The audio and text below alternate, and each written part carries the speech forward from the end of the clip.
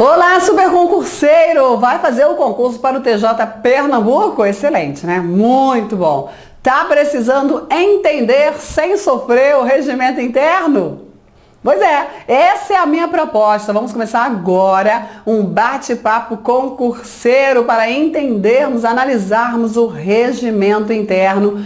Matéria no seu edital, tem que saber. Agora, já eu, Claudete Pessoa, né, sou especialista em legislação orgânica, legislação específica. E aí, se você não sabe, você tem que estudar antes do regimento interno a lei de organização judiciária. Faça esse estudo prévio, que é muito importante para você compreender melhor o regimento interno. Vai ficar bem fácil. Ok? Tranquilo?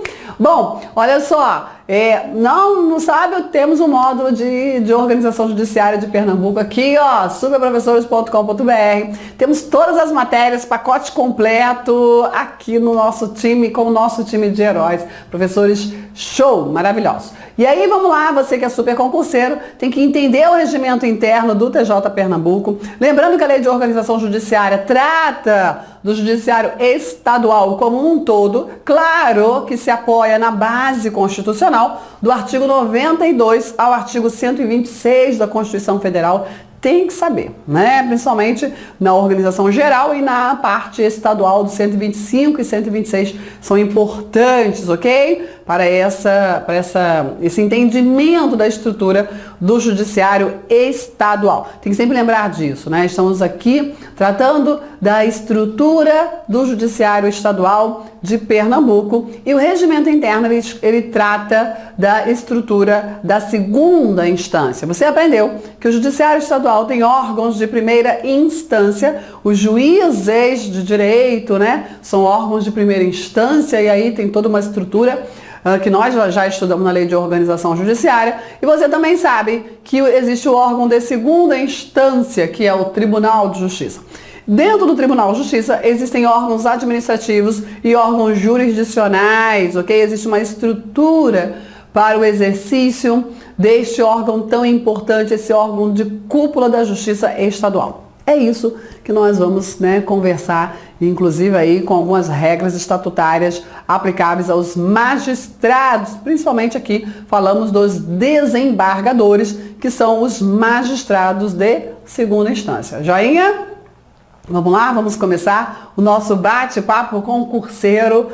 É um bate-papo muito bom, né? Por quê? Porque dessa matéria eu entendo e gosto, por isso que não é para sofrer, é para entender. Você está no momento de investimento pessoal na conquista de um patrimônio maravilhoso, que é o conhecimento, ok? E aí, com esse conhecimento, você vai gabaritar a prova e conquistar o seu tão sonhado cargo público. Eu já tenho o meu e você agora vai conquistar o seu, tá bom? Vamos lá. Este regimento, né, vai tratar de quê? Olha o objetivo do regimento interno. Composição do tribunal, competência do tribunal, tem dupla competência, competência jurisdicional, competência administrativa, funcionamento dos órgãos, ok? Então vamos falar do Tribunal de Justiça, ok? E ainda regula a instrução e o julgamento de processos e recursos. Olha, você sabe que o Tribunal de Justiça é um órgão de segunda instância. O seu papel principal no exercício jurisdicional é o reexame em grau de recurso das questões decididas lá na primeira instância, ok? E ele faz isso de todas as estruturas da primeira instância, de todos os órgãos, comarcas de primeira instância. Regra, tá? Eu sei, juizado especial é outro papo, ok? Tô falando em regra, né? Pelo duplo grau de jurisdição, as pessoas têm direito a recorrer se não foram atendidas por completo ali no seu pleito, ok? No seu pedido ao magistrado. Tudo bem? Então, esse é o objetivo do regimento interno. Tratar da composição, competência e funcionamento dos órgãos do TJ e ainda regular instrução e julgamento dos processos e recursos. Porque existem processos de competências originárias também, né? Isso é importante. Sempre lembrando que existe a lei processual, né? A base para instrução, para o trâmite processual é a lei, né? A lei do processo civil, processo penal, mas não é suficiente. E aí vem o legislador, o administrador, né? E aqui o papel é de administrador, regulamentar o que precisa para que o trâmite aconteça de forma adequada ali perante o tribunal, ok? Certo? Então é a lei processual mais o regimento interno, os atos normativos para complementar esse trâmite processual. Bom, o Tribunal de Justiça é o órgão superior do Poder Judiciário do Estado de Pernambuco. A sede, claro, na capital, agora a jurisdição alcança todo o território do Estado. São atualmente 52 desembargadores. Aqui nós temos o Tribunal Pleno. Falou em Tribunal Pleno, totalidade dos desembargadores. 52 desembargadores. Sempre lembrando que desembargador é o magistrado de segunda instância, ok? Magistrado de segunda instância, ok? E aí, vamos verificar como que se chega à condição de desembargador, né? Existem dois tipos de desembargadores. Aquele oriundo da magistratura de carreira, que fez concurso de provas e títulos para juiz e foi conquistando seu desenvolvimento funcional. Chegou à condição de desembargador, e aquele oriundo da magistratura representativa, que são os desembargadores nomeados pela regra do 5º Constitucional. Isso, artigo 94 da Constituição. Que são desembargadores, sim, hoje, né? São magistrados, sim, mas antes eles eram o quê? Ou eram advogados, ou eram membros do Ministério Público do Estado, porque a gente está falando do Tribunal de Justiça de um Estado. Ok? Certo? E aí, vamos falar disso também, que é a condição de ser nomeado pela regra do 5º Constitucional. A composição acima só poderá ser alterada por deliberação de 2/3 de seus integrantes. Exige-se um quórum qualificado para alterar o quantitativo de desembargadores. 2/3 dos seus integrantes para propor a lei, ok? Para a iniciativa da lei que vai alterar o quantitativo de desembargadores. A composição, olha lá o que eu falei, né? Eu adiantei, olha lá. A composição do tribunal dar-se-á mediante acesso dos juízes de direito da última entrância, da entrância mais elevada, e entrância, já falei, você já sabe, não se confunde com instância, porque entrância é critério para classificar as comarcas de acordo com seu tamanho e instância é grau de jurisdição, né?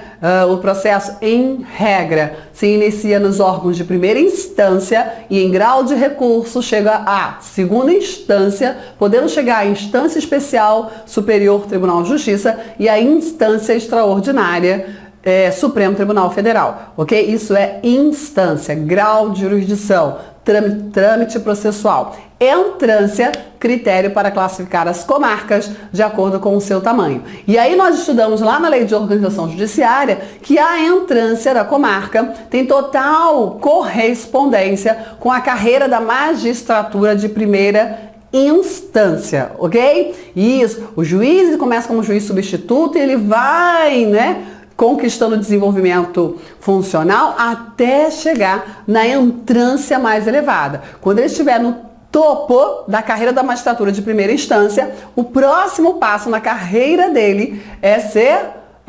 promovido a desembargador. É promoção ou acesso. Esse acesso não se confunde, com ascensão, ok? A ascensão é a forma de provimento que foi abolida do ordenamento jurídico pelo Supremo. Porque na ascensão, uma pessoa, exemplo, né? Aconteceu já com muitos servidores, tinha apenas o nível médio, passou para um concurso de cargo de nível médio, aí cursou, né, seu grau superior, tudo bem? Aí, sem fazer concurso para outro cargo, né, de nível superior, ocorria a ascensão. Chegava a um cargo de nível superior sem concurso, entendeu? Isso não pode. Aconteceu comigo, olha, eu era técnica, quis ser oficial de justiça nível superior. Para o estado do Rio de Janeiro tem que ser nível superior. E aí eu precisei, que eu sou oficial de justiça do Rio de Janeiro, eu precisei fazer um outro concurso, ok? Nova nomeação. Isso aqui não é ascensão, isso aqui é acesso. Acesso é também uma forma de desenvolvimento funcional, ok? O acesso ele não é tão bem regulamentado quanto a promoção. Ele tem várias conotações, mas não se confunde com a ascensão, isso é fato, ok? Então, mediante acesso à segunda instância, pelos juízes de carreira, observado aí critérios alternados de antiguidade e merecimento, essa é uma exigência constitucional. O artigo 93 da Constituição, ele é um artigo super importante para você entender o desenvolvimento funcional dos magistrados. Ali nós temos os princípios constitucionais básicos da carreira da magistratura, aplicáveis à magistratura nacional, ok? E aí, claro, os magistrados de Pernambuco também vão observar. Ou seja, para o desenvolvimento funcional dos magistrados de carreira, será observado 2 critérios: antiguidade e merecimento de forma alternada, ok? Isso, você vai se relacionar ao quantitativo de vagas e aí vai se colocar o critério de preenchimento de cada uma. Primeira vaga pelo critério de antiguidade, segunda pelo merecimento, a outra por antiguidade, a outra pelo merecimento e assim vai. Antiguidade alternadamente, ok? E esse acesso vai se fazer por nomeação e outra forma, né, de se compor é a nomeação de representantes do MP ou da OAB, que é o famoso 5º constitucional, que está lá no artigo 94. Então, o acesso de juízes, né, de última entrância, nós temos aqui a base constitucional no artigo 93 e a nomeação para se tornar, para assumir a condição de desembargador oriundo aí da magistratura de carreira, ou seja, de membros do Ministério Público do Estado e advogados, nós temos ali o 5º constitucional, com base constitucional no artigo 94 da CF, ok? Bom, no acesso por antiguidade, ou seja, o magistrado de carreira que vai chegar pelo critério da antiguidade à condição de desembargador, o presidente submeterá ao pleno o nome do juiz mais antigo, somente poderá ser recusado pelo voto fundamentado de 2/3 de seus membros. Isso é muito importante. Tanto pela antiguidade quanto por merecimento, existe votação. Na promoção, no acesso pelo merecimento, a Constituição exige a formação de uma lista tríplice, ok? Que a gente vai falar disso mais à frente. E aí existe uma votação para formar a lista tríplice, depois existe uma votação entre os 3 da lista para verificar quem vai conquistar esse acesso à condição de desembargador, esse desenvolvimento funcional, essa promoção, ok? Tudo bem? Então, eu estou falando promoção porque em alguns momentos você vai ver promoção ou acesso, tá bom? Normalmente, as leis, as normas tratam promoção para os magistrados que estão na mesma instância, na primeira instância ocorre o desenvolvimento funcional via promoção, e quando chega no topo da primeira instância, para chegar à condição de desembargador, acesso. Mas é uma forma de promoção, percebeu? Tudo bem? Entendeu? Não está errado, só que a nomenclatura que o TJ Pernambuco utilizou aqui foi acesso. Só quero que você entenda que é uma forma de desenvolvimento funcional, que não fica errado pensar em promoção. Mas aí pensa o seguinte: olha, Claudete, e a antiguidade? Precisa votar? É só olhar o mais antigo ali e pronto, né? Já está promovido, aquele que está no topo da lista de antiguidade, porque todo mundo que ingressa no serviço público vai para uma lista de antiguidade, certo? Pela que é o mais antigo, tem vaga para antiguidade, promove, pronto, acabou. Opa, parou aí. Não é assim não. Não é. Primeiro, os magistrados, eles têm várias garantias, você sabe disso, né? Tem várias garantias, prerrogativas, proteções funcionais. Não são privilégios, não. São proteções funcionais. Claro, né? E aí, você imagina, a gente está vivendo aí o Sérgio Moro nessa luta aí na operação da Lava Jato. Imagina se ele não tivesse proteções funcionais, certo? Precisa de proteções funcionais. A sociedade é que ganha com isso. Tá bom? Cuidado com o que você ouve aí pela mídia. E aí, presta bem atenção. Imagina, dentro dessas várias garantias, o magistrado tem uma garantia que é chamada inamovibilidade. Inamovibilidade. A inamovibilidade também é uma garantia constitucional para evitar manipulações e ingerências político-administrativas na vida do magistrado, porque ele não tenha temor de decidir contra poderosos, certo? E aí, pensa, inamovibilidade, garantia constitucional, promoção, um direito, né, funcional, um direito estatutário, certo? Pesou aqui, a inamovibilidade é mais forte.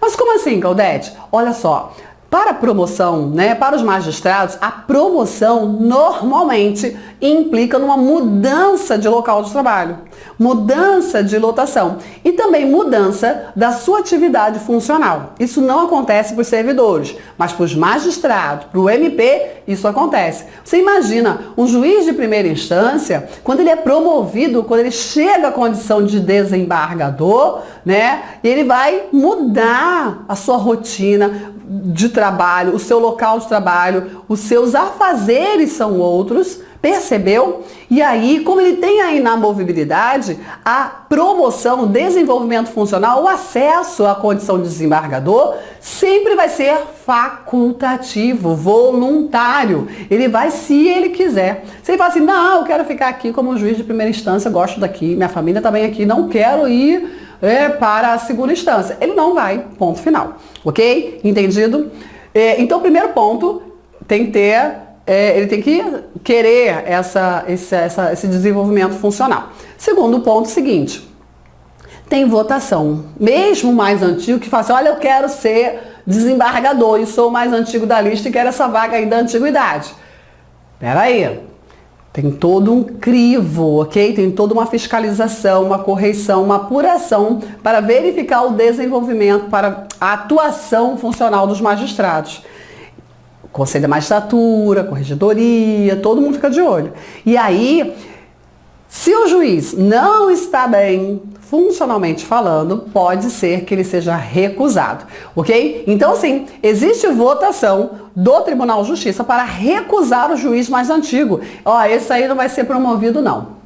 Agora, claro que nós estamos falando de um direito. Tem que ter motivação, fundamentação da recusa e tem que ter ampla defesa. Mas pode sim um juiz, né, pelo critério da antiguidade, ser recusado, não conquistar sua promoção, seu desenvolvimento, seu acesso por antiguidade, pelo voto fundamentado de 2/3 do tribunal.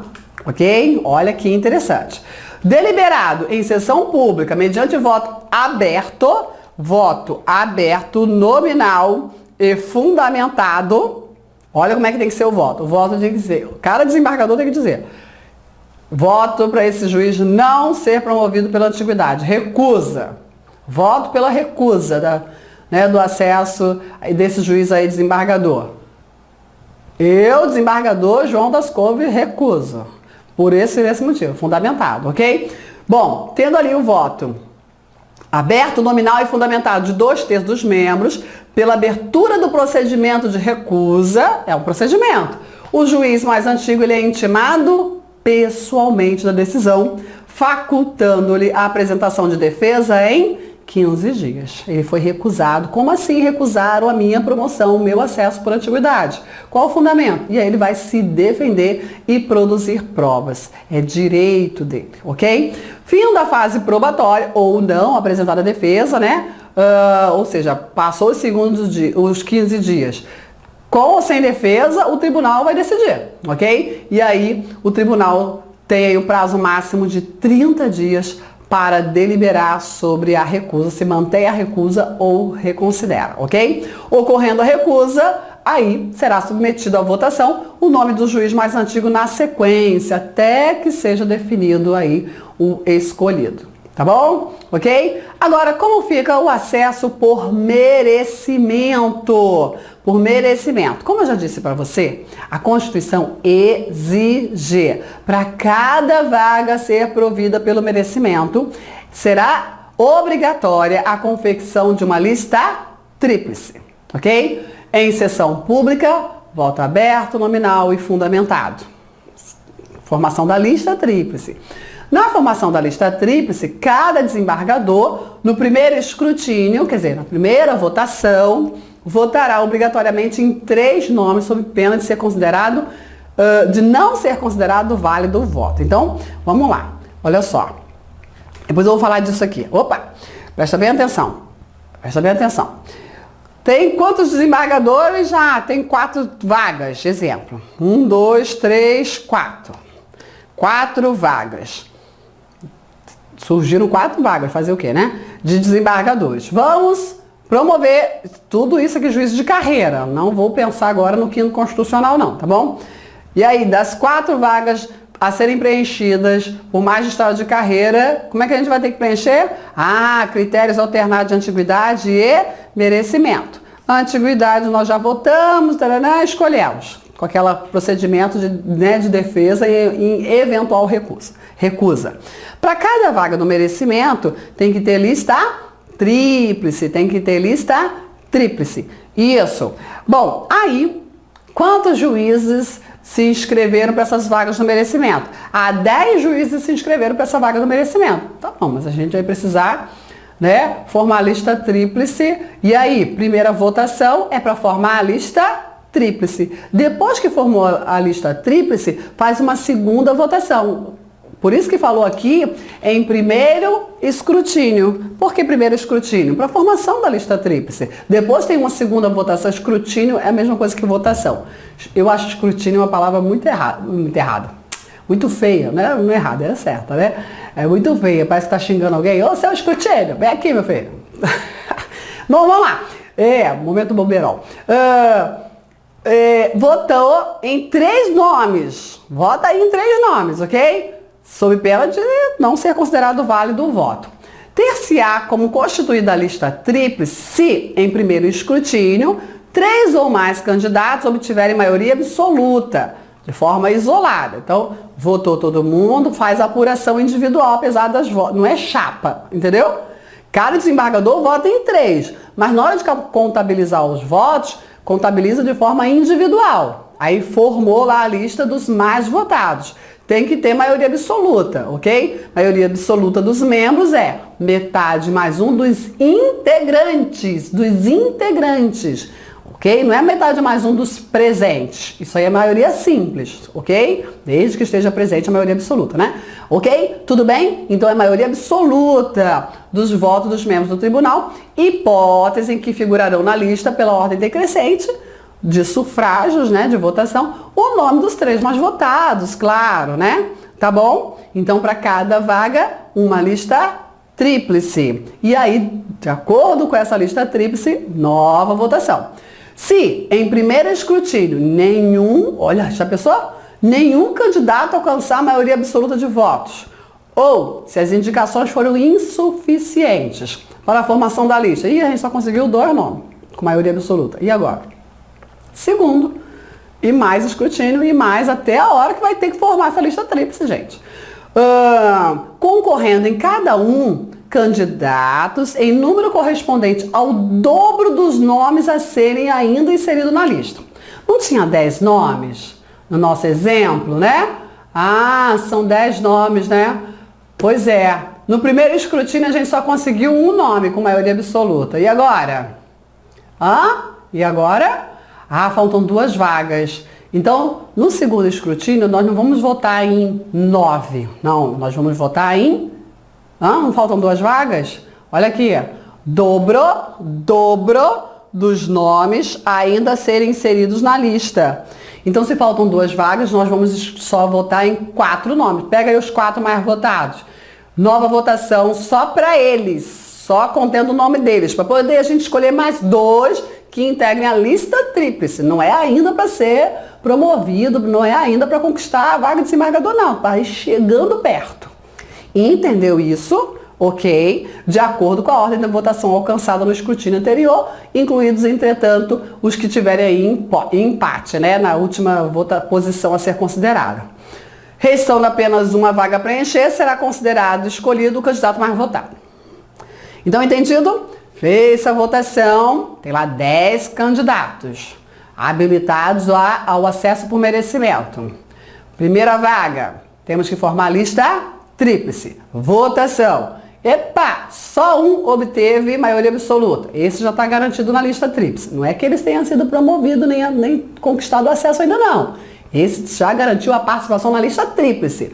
E agora? Falta 2 vagas. Vamos votar nos 9 restantes? Não! Vamos votar somente nessa nova lista. Vai ter o dobro da quantidade de vagas. Quantas vagas tem? 2 para entrar na lista. 2 vagas. Então a gente vai colocar só 4 nomes.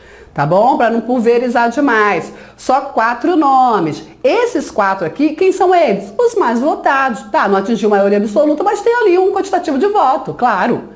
Tá bom? Esses 4 aí, votação para escolher 2. Pronto, 2 conquistaram a posição, o quórum de maioria absoluta. Coloca eles lá, né? Os 2 mais votados dos 4, desde que tenham atingido a maioria absoluta, vão lá para a famosa lista tríplice. Pronto, ufa, conseguiu formar a lista tríplice.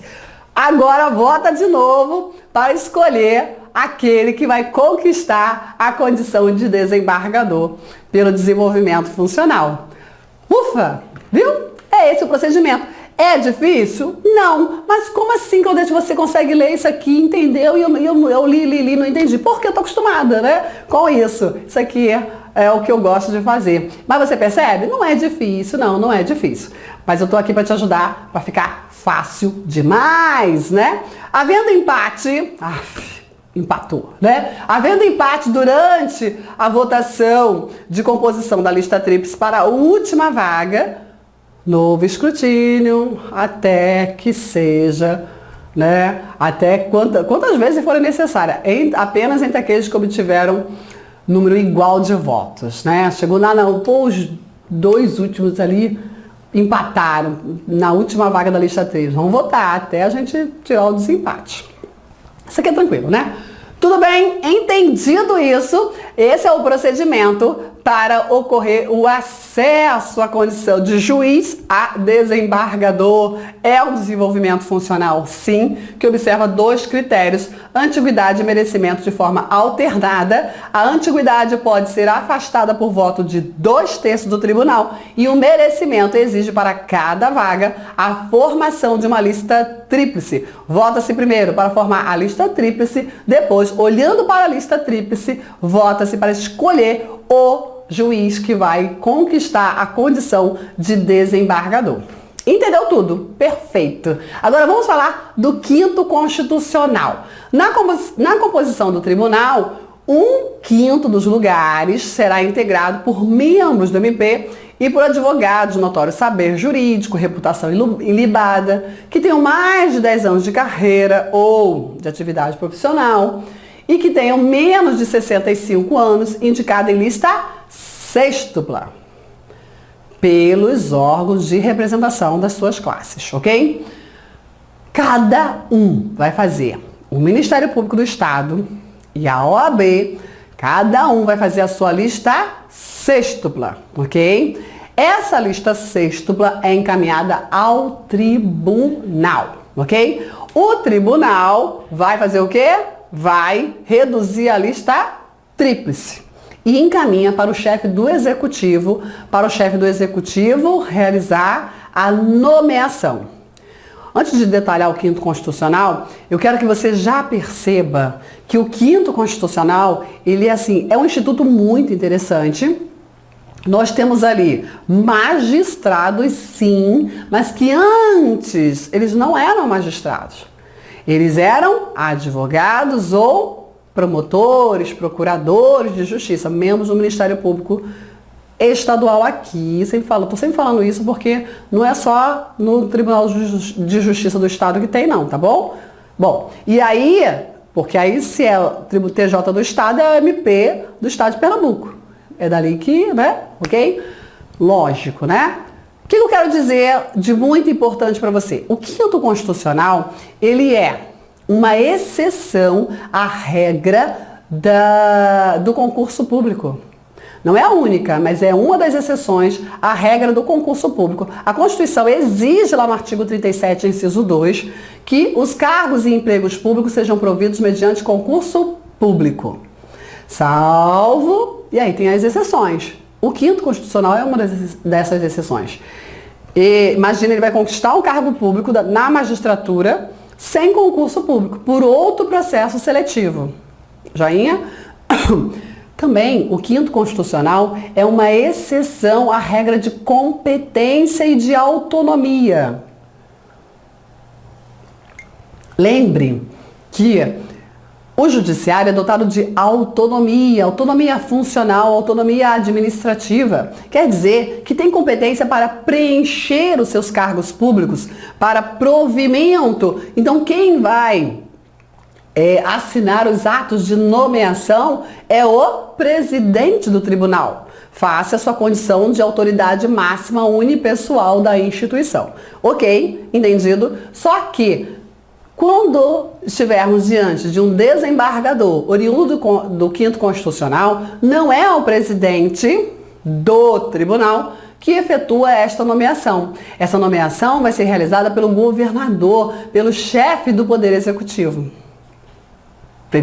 Também é uma exceção à regra de competência da autonomia institucional. Também, o 5º Constitucional é exceção à regra da conquista da vitaliciedade. Você sabe que os desembargadores, os magistrados, ocupam cargos vitalícios, ok? Que é uma proteção funcional poderosa, não é não? Só afastada por sentença judicial transitada e julgada.